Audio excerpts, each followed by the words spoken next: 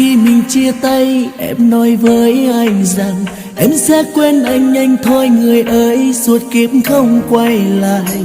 Vì giờ đây trong tim em, anh chỉ là người thứ hai, nhưng lại hạnh phúc cho một ai yêu anh hơn em.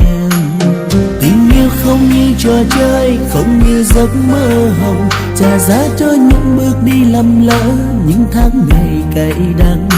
Dù nhìn em van xin anh quay lại một lần cuối thôi, anh sẽ đồng ý, nhưng em phải hứa rằng một là em phải yêu anh, hai là em sẽ chung thủy, ba là em đừng gian dối khiến anh phải đau lòng. Tất cả lỗi lầm hôm qua hãy xem như là một giấc mơ, đừng để quá khứ níu kéo thêm buồn đau.